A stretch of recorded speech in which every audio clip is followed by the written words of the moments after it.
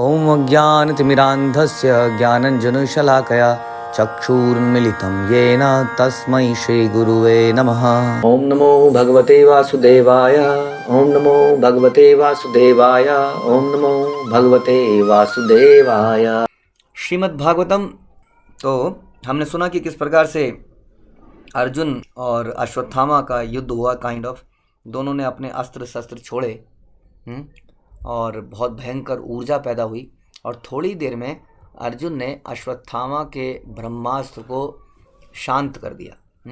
लेकिन ऐसा उसने भगवान के आशीर्वाद के बाद किया। जब भगवान ने उसको आशीर्वाद दिया तो वो ऐसा कर पाया, नहीं तो उसके पास ये शक्ति पहले भी थी। लेकिन उसने भगवान की बहुत सुंदर स्तुतियाँ गाई और स्तुतियाँ गाने के बाद भगवान ने उसको बोला कि इस प्रकार से तुम इसको काटो, यू हैव द पावर। और वो फिर अपनी शक्ति का यूज़ करते हैं और ब्रह्मास्त्र को निरस्त कर देते हैं। आगे चलते हैं। श्लोक संख्या 33। श्लोक संख्या 33। तथा आसाद्य तरसा दारुणम गौतमी सुतम बबंद अमर्ष ताम्र अक्ष पशुम रशनया यथा। तांबे के दो लाल तप्त गोलों के समान क्रोध से प्रज्वलित आंखें किए। अर्जुन की आंखें कैसी थी? तांबे के जो गोल लाल लाल एकदम गुस्से में एकदम चमक रही थी। अर्जुन ने अत्यंत दक्षता पूर्वक गौतमी मतलब अश्वत्थामा, गौतमी का पुत्र, गौतमी के पुत्र को बंदी बना लिया। यानी कि अश्वत्थामा का बाण को जब सबसे बड़ा उसने अपने तरकश का बाण निकाल दिया तो अब क्या बचा? उसने उस बाण को भी शांत कर दिया अर्जुन ने। हाँ, तो उसके बाद क्या किया? बड़ी ही दक्षता से उसको अपने बंदी बना लिया और फिर उसे रस्सियों से पशु की तरह बांध दिया। जैसे कि गाय बछड़े को या इसको बांध देते हैं ना, खींच के लेके जाते हैं, तो इस प्रकार से उसको बांध दिया और उसको खींच के लेकर जा रहे हैं। तात्पर्य में प्रभुपाद बता रहे हैं कि अश्वत्थामा एक ब्राह्मण का पुत्र था, लेकिन उसके कार्य पशु तुल्य थे, इसलिए वो ब्राह्मण बनने लायक नहीं था। इसलिए उसको बांध के घसीट के लेके जाया जा रहा था। उसने कैसे काम किए थे? पशु तुल्य काम किए थे। पशु तुल्य काम कौन से होते हैं? जिसमें हम कुछ सोचते नहीं है कि सही क्या है गलत क्या है। जैसे हम कहते हैं जस्ट डू इट, इसको कर दिया जाए, सही गलत का ना सोचा जाए। तो इस प्रकार से अश्वत्थामा को बांध के ले जाए गए। शिबिराय निनिशंतम रज्वा बंध्वा रिपुम बलात् प्राहा अर्जुनम प्रकुपितः भगवान अंबुजा ईक्षणः। अश्वत्थामा को बांध लेने के बाद अर्जुन उसे सेना के पड़ाव की ओर ले जाना चाह रहा था, जहाँ पे सेना का पड़ाव था, क्योंकि उसको द्रौपदी के पास लेके जाना था और जो भी आके उसके ऊपर कार्रवाई करनी थी। हाँ, तभी उसको भगवान रास्ते में मिलते हैं और भगवान के बारे में खास तौर पे यहाँ पे क्या बोला जा रहा है? कमल नेत्रों से देखते हुए भगवान ने कहा। हाँ, तो एक तरफ दोनों ही वैसे गुस्से में थे। आगे अगले श्लोक से आपको पता चलेगा कि भगवान के अंदर भी उतना ही क्रोध था जितना अर्जुन के अंदर, लेकिन अर्जुन की आंखें तांबे जैसी लाल लाल दिख रही थी। हाँ, और भगवान की आंखों के बारे में बोला गया कमल नेत्रों से देखते हुए, यानी कि भगवान इस क्रोध की अवस्था में भी बड़े सुंदर दिखाई दे रहे थे, कमल नेत्र। और इसलिए कहते हैं कि भगवान हर अवस्था में सुंदर दिखाई देते हैं। उनका जो क्रोध है वो भी ट्रांसीडेंटल है। हमारा क्रोध है तो हमारी शक्ल बड़ी अजीब सी हो जाती है ना, आपने देखा होगा, गंदी सी शक्ल हो जाती है जनरली लोगों की, अजीब से मुंह सड़ सा जाता है, आंखें अजीब सी हो जाती हैं, बॉडी अजीब सी हो जाती है, बदसूरत लगने लगता है सबसे सुंदर आदमी भी। और कोई बदसूरत आदमी जब मुस्कुराता है, भगवान ने क्या बनाया है गालों की शेप, ऐसे गाल जब ऊपर उठते हैं, आंखें जब ऐसी छोटी हो जाती हैं तो आदमी बड़ा सुंदर लगने लगता है। यानी कि एक्चुअली में उसकी खूबसूरती उसकी त्वचा से नहीं लगती है, उस वक्त उसके हृदय से लग रही होती है। एक हंसता हुआ आदमी सबको अच्छा लगता है, लेकिन जनरली हम लोग क्रोध में बड़े बदसूरत हो जाते हैं। लेकिन भगवान जो है क्रोध में भी बड़े सुंदर लग रहे हैं। बोल रहे हैं कि अपने कमल नेत्रों से देखते हुए भगवान कृष्ण ने अर्जुन से इस प्रकार कहा। क्या बोला? मायनम पार्थ अर्हसि त्रातुम ब्रह्म बंधुम जहि इमं जहि यासो अनागसा सुप्तान अवधीत निशि बालकान। भगवान कृष्ण ने कहा, हे अर्जुन, इस ब्रह्म बंधु को छोड़कर तुम दया मत दिखलाओ, क्योंकि इसने सोते हुए निर्दोष बालकों का वध किया है। भगवान कहते हैं ब्रह्म बंधु यानी कि ये ब्राह्मण का रिश्तेदार, जो कि स्वयं ब्राह्मण नहीं है। आजकल का कल्चर है कि ब्राह्मण का बेटा ब्राह्मण, शर्मा जी का बेटा शर्मा जी, वो भी पंडित, पिताजी भी पंडित।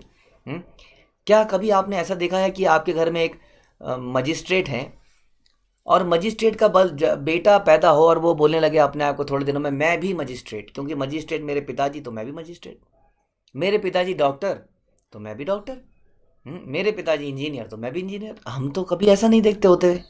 फिर ऐसा कैसे हो सकता है कि ब्राह्मण का बेटा ब्राह्मण, क्षत्रिय का बेटा क्षत्रिय? क्योंकि लॉयर का बेटा लॉयर नहीं है।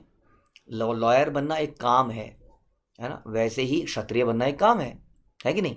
ब्राह्मण के कुछ कर्म है, सुप्रीम कोर्ट के जज के भी कुछ कर्म है। तो जज का बेटा जब जज नहीं बनता तो ब्राह्मण का बेटा ब्राह्मण कैसे हो जाता है? बड़ी कितनी अजीब सी बात है। हाँ, तो यहाँ बता रहे हैं, इसीलिए उनको क्या बोलते हैं? ब्राह्मण बंधु, ब्राह्मण का रिलेटिव, जज का रिलेटिव, उस लॉयर का, फेमस लॉयर उसका बेटा, ये नहीं बोलते उसका लॉयर बेटा, उसका बेटा, वो जज जो है सुप्रीम कोर्ट के, उनका बेटा। उस तरह यहाँ बोला गया ब्रह्म बंधु, ब्राह्मण का रिलेटिव, जो कि ब्राह्मण के काम नहीं है उसके, अश्वत्थामा के। इस ब्रह्म बंधु को छोड़कर तुम दया मत दिखलाना। हाँ, क्योंकि तुम दयालु हो, इतनी मुश्किल से तुमसे लड़ाई लड़वाई है मैंने। दयालु ना, भक्त बड़े दयालु होते हैं। वो क्रोध करते हैं, थोड़ी देर में कोई उनके आगे गिर जाता है तो एकदम से क्षमा कर देते हैं। तो इसलिए कह रहे हैं कि तुम दया मत दिखाना, क्योंकि इसने सोते हुए निर्दोष बालकों का वध किया है। ये एक आतताई है, इसकी हत्या, इसको इसको इसको दंड जरूर मिलना चाहिए। मत्तम प्रमतम उन्मतम सुप्तम बालम स्त्रियम जड़म प्रपन्नम विरथम भीतम नारिपम हंति धर्मविद। जो मनुष्य धर्म के सिद्धांत को जानता है वह ऐसे शत्रु का वध नहीं करता जो असावधान है, नशे में उन्मत्त है, पागल है, सोया हुआ है, डरा हुआ है या रथविहीन है। न ही वह किसी बालक, स्त्री, मूर्ख प्राणी अथवा शरणागत जीव का वध करता है। तो भगवान ने याद दिला रहे हैं उसको, अर्जुन तुम्हें इसको क्षमा नहीं करना है। ओके। स्वप्राणानय परप्राणे प्रपुष्णाति अघृणः खला तत्वधा तस्य ही श्रेयः यत दोषात याति अधा पुमान। ऐसा क्रूर तथा दुष्ट व्यक्ति जो दूसरों के प्राणों की बलि पर पलता है, उसका वध किया जाना ही उसके लिए हितकर है, अन्यथा अपने ही कर्मों से उसे अधोगति प्राप्त होती है। यानी कि जो व्यक्ति गलत कार्य करता है उसको दंड मिलना जरूरी है। ये मनु संहिता में लिखा है कि दंड मिलना अनिवार्य है। यदि किसी व्यक्ति को दंड नहीं मिलता है तो उसको अगले जन्म में बहुत यातनाएं सहन करनी पड़ती हैं। इस प्रकार वो यातनाएं थोड़ी कम हो जाती हैं यदि उसको दंड इसी जीवन में मिल जाता है। जैसे कि हम लोग भी किसी व्यक्ति को दंड देते हैं, यदि वो कोई मर्डर करता है तो उसको उम्र कैद हो जाती है या फांसी की सजा हो जाती है। तो ये मनु संहिता के द्वारा ऑथराइज्ड है कि ये this is the right way, इसमें ढील नहीं बरतनी चाहिए। इसमें यदि ढील बरतेंगे तो क्या होगा? चारों तरफ चोर उच्चकों को शय मिल जाएगी। हाँ ऐसा कर सकते हैं, हाँ ऐसा कर सकते हैं। इसलिए जो व्यक्ति अनुशासन में नहीं रहता है, चोरी चकारी करता है, चीटिंग करता है, उसको दंड मिलना अनिवार्य है, ये बता रहे हैं शायद। अदरवाइज उसको अधोगति प्राप्त होती है, उसको नरक में जाना पड़ता है। तात्पर्य में प्रभुपाद बताते हैं कि नागरिक संहिता तथा धार्मिक सिद्धांतों के महान रचनाकार मनु के अनुसार पशु के मारने वाले को हत्यारा समझना चाहिए। जैसा कि एक मनुष्य को मारने वाले को हत्यारा समझाता है, उसी प्रकार पशु के मारने वाले को हत्यारा समझने, क्योंकि पशु मांस कभी भी सभ्य मनुष्य का भक्ष्य नहीं होता। एक सभ्य मनुष्य पशु मांस नहीं खाता। हाँ, कोई बोलेंगे जी हम काटते थोड़ी हैं, हम तो ले आते हैं। काटता तो वो कसाई है, उस कसाई को पाप मिलेगा। कई बार घर की गृहणियाँ कहती हैं मैं तो नहीं खाती लेकिन मैं पति के लिए बनाती हूँ, तो पाप तो पति को लगेगा ना। देखिए यहाँ बताया शास्त्र क्या बता रहे हैं, सुनिए। जो पशु वध की आज्ञा देता है, सुना, आज्ञा भी देता है, यानी कि स्टेट लॉ, अगर स्टेट लॉ के अंदर पशु वध अलाउड है तो सारे मिनिस्टर्स भी को भी उसका पाप चढ़ेगा। सोचिए कितना भयानक है। हाँ, गवर्नमेंट अगर इस पशु वध को रोक नहीं पा रही है तो गवर्नमेंट को ऊपर भी पाप लगेगा। पशु वध की आज्ञा देता है, पशु वध करता है, करने वाला तो है ही, जो काटे गए पशुओं को बेचता है, यानी कि ट्रांसपोर्टर। आप देखते हैं ना, कई बार वो ले जा रहे हैं अपनी मोपेड में, पीछे इतने बड़े वो जाले हैं, उसमें मुर्गे बेचारे आलू प्याज की तरह भरे हुए हैं। तो जो पशु को इस प्रकार से उनकी ट्रांसपोर्टेशन करता है मांस को, जो मांस को पकाता है वो भी, जो ऐसे भक्ष्य का वितरण करता है, हाँ, यानी कि पहले तो जो पशुओं को बेचता है काटे हुए, और जो ऐसे बने हुए मांस को, यानी कि रेस्टोरेंट्स, हाँ, जहाँ पर ये मांस बिकता है, और वह भी जो ऐसे पकाए भक्ष को खाता है, वे सभी हत्यारे हैं और सभी प्रकृति के नियम द्वारा दंडनीय। ये तो सारे कितने अच्छे हो गए ना। ये आज्ञा देता है, वध करता है, काटे हुए पशुओं को बेचता है, पशु मांस को पकाता है, ऐसे भक्ष का वितरण करता है और ऐसे पकाए भोजन को खाता है। तो 6 प्रकार के लोग, ये सारे बराबर से दंडनीय है। चाहे कोई कितनी ही वैज्ञानिक प्रगति क्यों ना कर ले, वह जीव को उत्पन्न तो नहीं कर सकता। जब वो जीव को उत्पन्न नहीं कर सकता तो जीव को हत्या कैसे कर सकता है? अतएव मनमानी करके किसी जीव का वध करने का किसी को कोई भी अधिकार नहीं है। तो इसलिए बताया जा रहा है कि दंड देना अनिवार्य है। ऐसा क्रूर तथा दुष्ट व्यक्ति जो दूसरों की बलि पर पलता है, प्राणों की बलि पर पलता है। हम लोग अक्सर किसी डेड बॉडी, मतलब किसी शमशान घाट में जाते हैं तो क्या करते हैं? शमशान घाट से आने के बाद क्या करते हैं आप लोग? शमशान घाट से आने के बाद हम लोग अक्सर नहाते हैं। ये तो सभी को पता होगा, सभ्य मनुष्यों में तो पता होगा। जो बिल्कुल पशु होने में गिर गए उनको इतना भी नहीं मालूम है कि उसके बाद नहाना चाहिए। ठीक है, अब बताइए, जो डेड बॉडी को अपने अंदर डाल ले उसको क्या करना चाहिए? अगर डेड बॉडी को जला के आते हैं तो स्नान करना चाहिए, चाहे वहाँ खड़े होके आए। जो डेड बॉडी को अपने शरीर के अंदर डाल ले, मुर्गे की डेड बॉडी, बकरे की डेड बॉडी, तो उसे क्या करना चाहिए? सोच सकते हैं हम। तो ये मनुष्य के लिए उचित नहीं है। उसको दंड मिलना ही चाहिए, जैसे कि एक मनुष्य के मर्डर पे दंड मिलता है, ऐसा शास्त्र बता रहे हैं। यदि हम ऐसा नहीं करते, ये भगवान बता रहे हैं बाय द वे अर्जुन को, तो क्या होता है? उस व्यक्ति को अगले जन्म में बहुत पापों का फल भोगना पड़ता है। प्रतिश्रुतं च भवता पाश्चाल्यै शृण्वता मम आहरिष्ये शिरः तस्या यामानीनि पुत्रः। इसके अतिरिक्त मैंने स्वयं तुम्हें द्रौपदी से यह प्रतिज्ञा करते सुना था। भगवान याद दिला रहे हैं, भूलना मत तुमने द्रौपदी के आगे क्या बोला था कि तुम उसके पुत्रों के वधकर्ता का सिर लाकर उपस्थित करोगे। देखिए, अभी ना हमें पूरी भागवतम समझनी पड़ेगी, और भागवतम समझनी पड़ेगी, और भागवतम में क्या भगवान चाहते हैं ये समझना पड़ेगा। अभी एक आध श्लोक से हमें पता नहीं चलेगा कि भगवान क्या चाह रहे हैं। आगे की जब पूरी कहानी आप सुनेंगे तो आपको पता चलेगा कि भगवान क्या उकसा रहे हैं उसको मारने के लिए, कर क्या रहे हैं। इसलिए इसको ध्यान से सुनिए, इसमें कई सारे मीनिंग निकलेंगे आगे आने वाले श्लोकों में कि ये सब हो क्या रहा है, आखिर भगवान ऐसा कर क्यों रहे हैं। आगे क्या बोलता है? बोलते हैं, तदसो वध्यताम पापा आतताई आत्मबंधुः भर्तु च विप्रियम वीर कृतवान कुलपांसन। यह आदमी तुम्हारे ही कुल के सदस्यों का हत्यारा है, वध करता है, आतताई है। यही नहीं, उसने अपने स्वामी को भी असंतुष्ट किया। आप जानते हैं दुर्योधन भी इस कृत्य से बड़े अप्रसन्न हो गए। हाँ, इसने अपने स्वामी को भी असंतुष्ट किया है। वह अपने कुल की राख, कुलांगार है, यानी कि क्या समझ सकते हैं ना, कुल की राख है, मतलब ये इज अ वेस्ट। तुम इसका वध कर दो तत्काल। द्रोणाचार्य के पुत्र को यहाँ पे कुलांगार कहा गया। द्रोणाचार्य बड़ा सम्मानित व्यक्ति था, आप जानते ही हैं। यद्यपि वो शत्रु के पक्ष में चले गए थे, फिर भी पांडव उसका सम्मान करते थे यहाँ पर, लेकिन इस व्यक्ति का तो बिल्कुल ही दुत्कारा जा रहा है। द्रोणाचार्य के पुत्र अश्वत्थामा ने द्रौपदी के 5 पुत्रों की सोते हुए हत्या कर दी। तो इस कारण से और भी कारणों से उसको बड़ा निम्न माना जा रहा है। तो इस प्रकार से ये वार्तालाप हुई, और सुत गोस्वामी बीच में बोलते हैं, सुता उवाचा एवं परीक्षता धर्मम पार्था कृष्णेन चोदितः न इच्छेद हंतुम गुरु सुतम यद्यपि हांत हनम महान। सुत गोस्वामी ने कहा, यद्यपि धर्म में अर्जुन की परीक्षा लेते हुए कृष्ण ने उसे द्रोणाचार्य के पुत्र का, देखिए ध्यान से सुनिए, यद्यपि धर्म में अर्जुन की परीक्षा लेते हुए भगवान ने ऐसा किया, कृष्ण ने उसे द्रोणाचार्य के पुत्र का वध करने के लिए प्रोत्साहित किया, लेकिन महात्मा अर्जुन को यह विचार नहीं भाया। यद्यपि अश्वत्थामा अर्जुन के ही कुटुंबियों का निशंस हत्यारा था। जरा सोचिए, ये सिचुएशन इतनी भयानक है कि सोच के भी आपके रोंगटे खड़े हो जाएंगे कि आपके बच्चों को कोई जान से मार दे। एक नहीं, दो नहीं, 5 बच्चों को बाण से ख़त्म कर दे, सोते हुए उनके सर उड़ा दे।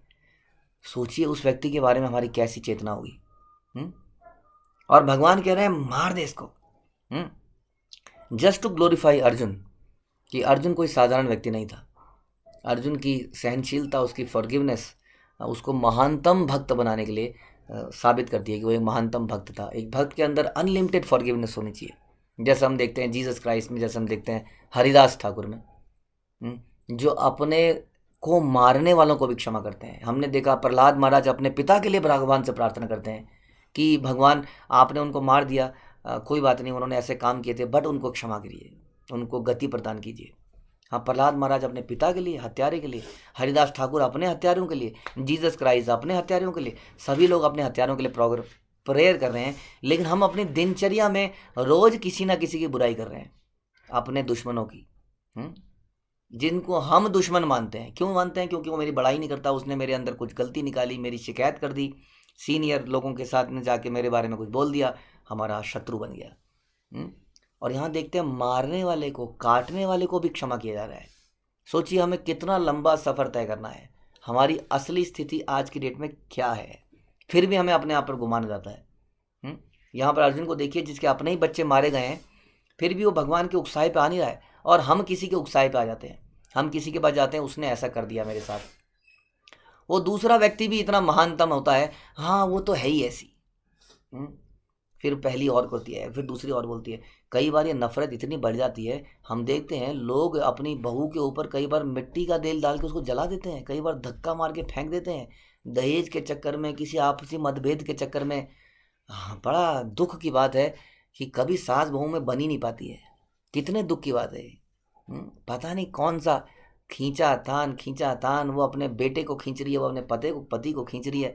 कोई किसी कारण संसार में कितनी द्वेष है, कितना द्वेष है, आपस में ईर्ष्या भरी पड़ी है, इसीलिए वो निरंतर जलते रहते हैं, सारे लोग जल रहे हैं।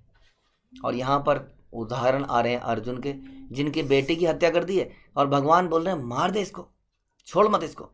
लेकिन अर्जुन जैसा महात्मा, कुटुंबियों के, जिनको अपने ही पुत्रों को मारा, फिर भी उसने इस विचार पे एकदम से एक्शन नहीं लिया।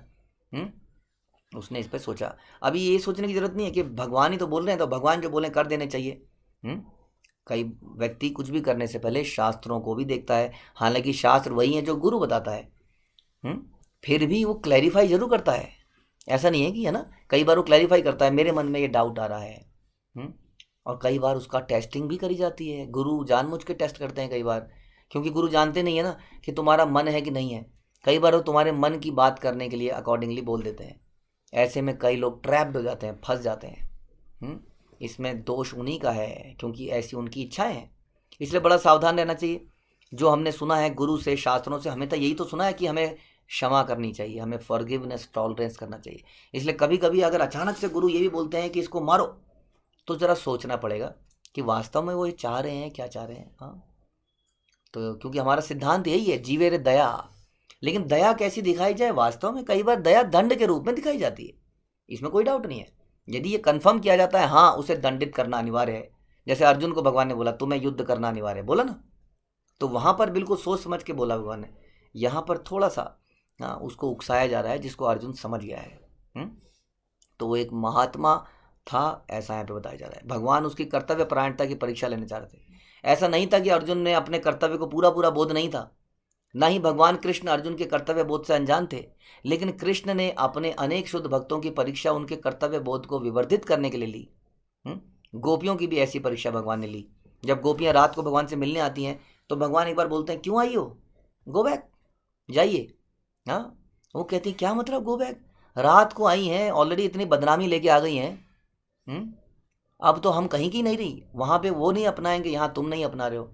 हाँ, तो एक बार को तो भगवान रिजेक्ट ही कर देते हैं। जैसे कई बार ऐसा होता है हमारे परंपरा में भी, कई व्यक्ति कोई पूछता है, कोई तपस्या करने को बोलता है, तो हम जनरली गुरु परंपरा में लोग बोलते हैं क्या करोगे करके, रहने दो, मत करो। तो व्यक्ति सोचता है हाँ बढ़िया है चीज़, उसके मन की बात होगी, मत करो।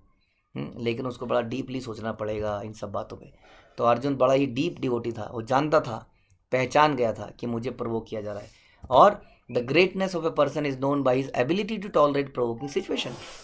एक आदमी की महानता का पता चलता है कि वो प्रोवोकिंग सिचुएशन में, यानी कि जब उसको उकसाया जाए, ऐसी सिचुएशन में कैसा बिहेव करता है, कैसा रिएक्ट करता है। उसी से पता चलता है कि वो कितना महान है।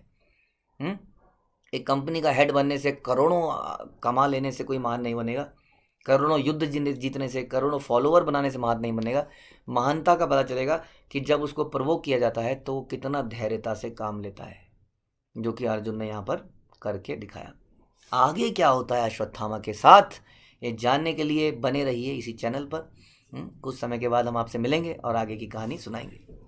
ग्रंथराज श्रीमद् भागवत की जय, श्रील प्रभुपाद की जय।